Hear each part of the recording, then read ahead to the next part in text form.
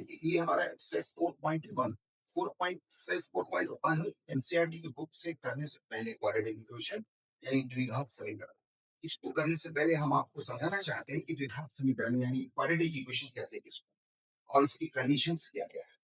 तो quadratic equations का एकदम हार्ड एंड फास्ट रूल है कि ये फर्स्ट ऑफ ऑल पॉलिनोमियल होना चाहिए। क्या होना चाहिए? पॉलिनोमियल होना चाहिए। राइट, क्वाड्रेटिक इक्वेशन पॉलिनोमियल में होना चाहिए। ऐसा नहीं है कि हम कुछ भी लिख देंगे और क्वाड्रेटिक इक्वेशन हो जाएगा। पॉलिनोमियल होनी चाहिए। पॉलिनोमियल का मतलब है पॉलिनोमियल होने के लिए ये कंडीशंस।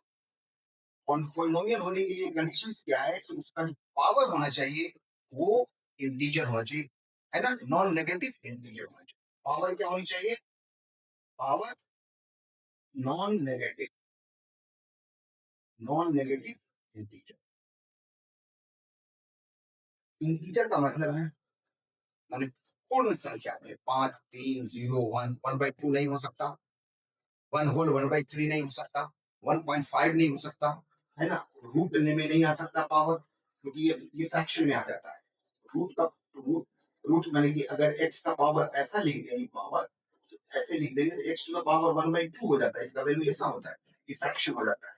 एकदम होल नंबर में होना चाहिए, यानी कि इंटीजर होना चाहिए, पूर्ण संख्या में होनी चाहिए, राइट। और नॉन नेगेटिव मतलब 0 1 2 3 4 डॉट डॉट डॉट कुछ भी नंबर हो सकता है पॉलिनोमियल के लिए। पावर कुछ भी हो सकता है, 100 200 500 व्हाटएवर जो भी। नेगेटिव नहीं होगा, नॉन नेगेटिव। 0 1 2 3 4 5 पॉलिनोमियल होना चाहिए। ये तो फर्स्ट रूल हो गया इसके।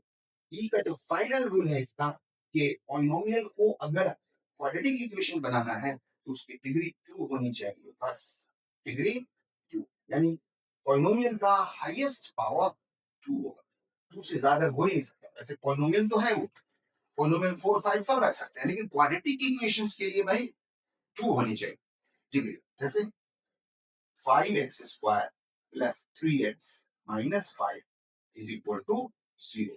देखते हैं इसकी डिग्री क्या है? 2 है। हाईएस्ट पावर जो पॉलिनोमियल का होता है उसको हम डिग्री बोलते हैं। जैसे किसी ने लिख दिया अगर x to the power 30 minus 2x 90 plus 5 is equal to 0। इस पॉलिनोमियल का it's not a quadratic equation, ये पॉलिनोमियल है, इसकी डिग्री क्या है? 90।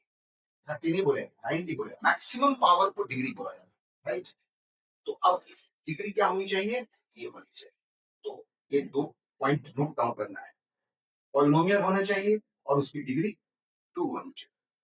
अब इसके लिए जो स्टैंडर्ड फॉर्म है, क्या फॉर्म है हम बताते हैं। इसका स्टैंडर्ड फॉर्म है ax² plus bx plus c is equal to 0।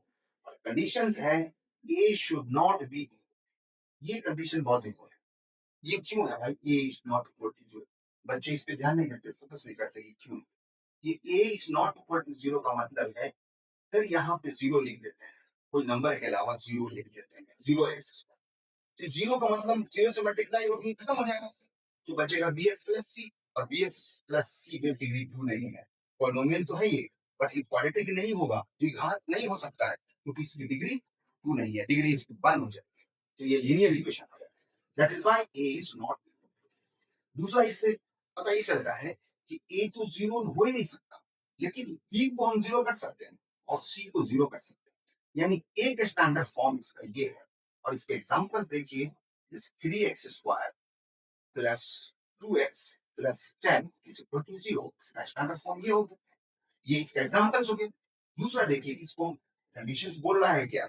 a should not be equal to 0, यानी b 0 कर सकते हैं और c को भी 0 कर सकते हैं और दोनों को 0 कर सकते हैं।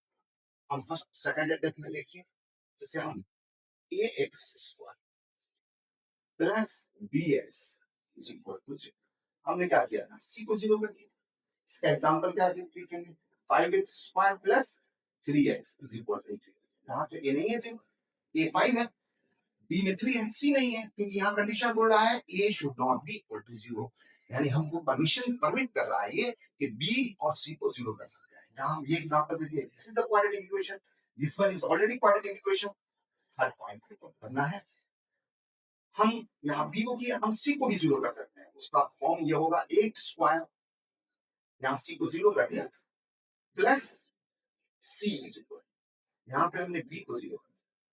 इसका एग्जाम्पल देख लीजिए, 5x² plus 10 is equal to 0। यहाँ बी नहीं है, b is 0, a is there 5, 5 any number we can have, 5 को हम रूट में भी लिख सकते हैं, √3x²। ये वैल्यू ए कुछ भी हो सकता है, any real number, fraction, decimal, minus, any number. यहाँ भी वैल्यू कुछ भी रख सकते हैं, बी का वैल्यू भी हम कुछ भी रख सकते हैं, रूट में 5 माइनस 1.5 एनी।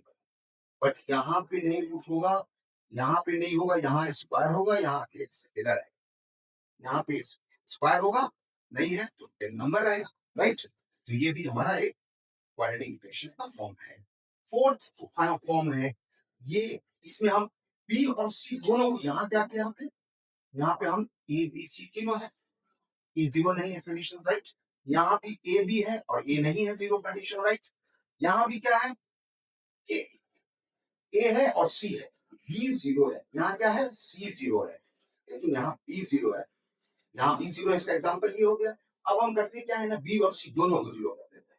हम लिख सकते हैं -5x² this is quadratic equation.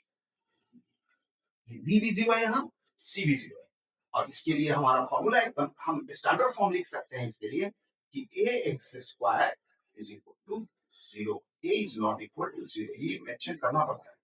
ax² is equal to 0। Example इसका देख लीजिए, -2x² इज इक्वल टू 0।